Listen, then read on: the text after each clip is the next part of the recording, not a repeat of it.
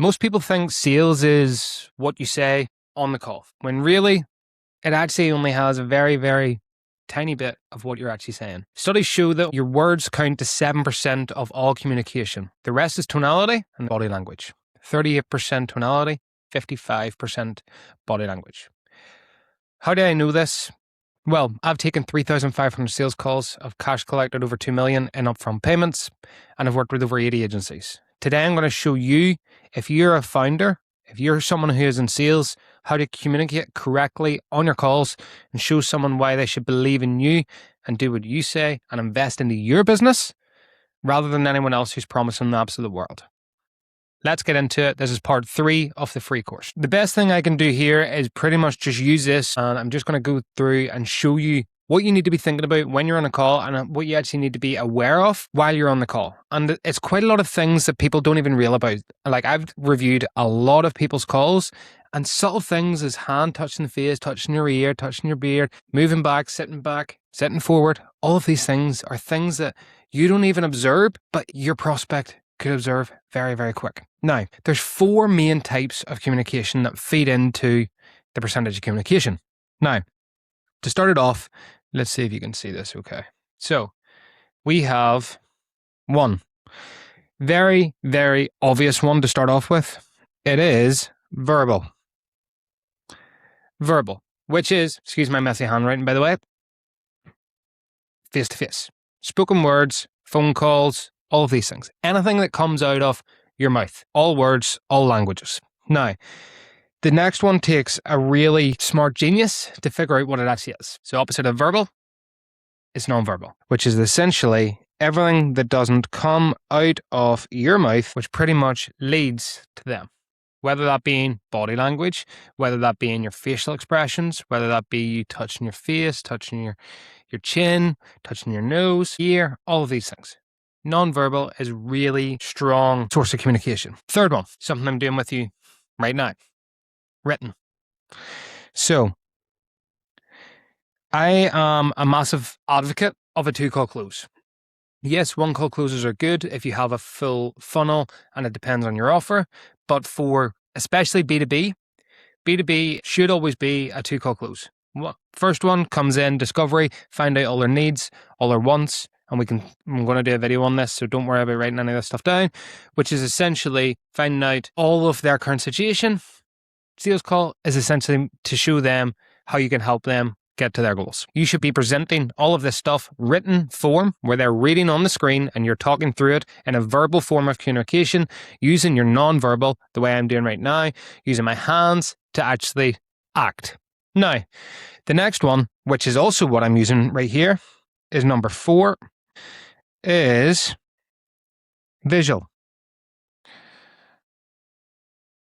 Now, visual is super important as well. That's why it's also used in discoveries and sales calls. I'm a visual learner, so I like to see things. I like to see graphs. I like to see icons. I like to see images. I like to see your branding. I like to see client results, video testimonials, all of these types of things. I did a video on video testimonials there on my first video. This is probably the most important one, I think anyway, for your sales, for your communication. Now, for all of this, the next thing that I want to actually go through, because these all are great. You know, that's pretty much your sense. It's like your 5 senses. Now I'm going to have to say the 5 senses. Touch, taste, smell, sight. Someone in the comments tell me your 5th sense. I can't remember. I'm going to need to look that up after. But equally, you should be using, and you are using, every single one of these. But people are only conscious of the first one, which is your verbal. They don't actually think about the non-verbal, which is one of the most important. Now, going through all of this, let's actually get into the percentage of the communication, because it is pretty much what this whole call is all about. You have 3 points. 7% of what you say on a call matters. That is your words. Now, after that, you have 38% is tone, for tonality. How you actually say it. I'm super excited to meet you here today. It's an absolute pleasure of you taking the time out of your day to speak with me. I'm ready to go to sleep. Listen, John, it's a complete pleasure for you to hop on the call. Super excited to meet you. Super excited to learn more about your business. Looking forward to diving in and getting real into the grips of things. Please don't use that intro, by the way, but you can see the difference of tonality. Now, where most people go wrong is 55% body language. That is where most of your sale is done. And you've probably never heard someone talk about this before because everyone's obsessing over the most famous script, the best thing to say, all your fancy reframes, all of these things, when really what you need to be doing is you need to actually be putting on a show. I'm not saying act, I'm not saying doing things like that, but actually show people that you're excited, you have empathy for where they're at right now, you're excited about where they're actually looking to go, you actually know it's possible for your exact process. And how is it possible? Well, it's possible through the visual of the graphs and stuff that I'm going to show you and the visual testimonials of how I've done it before. And here's a full written slideshow of step-by-step how I'm actually going to show you how to do that. If you just come on and do a face-to-face talk with no actual energy, no excitement, anything like that, in your sales calls, your discovery calls or anything like that, you're not going to make as much money. You're just not. So you need to be putting on a show. You need to be well presented. You need to know that you are the best at what you do, essentially. With all of this, you don't need to be a person that you're not going to be because people like you for being you. So please be you. Make sure you're in the right frame of mind. People laugh at me all the time, and it's one of the things I say to my clients all the time. What do I actually do to get myself into the right frame of mind before I am taking a call? I listen to probably the most cringiest music you'll ever listen to. And I can't believe I'm telling pretty much the whole world this. I have pretty much white girl music that is from all 2000s, all 2010s. Yes, Miley Cyrus. Yes, Taylor Swift.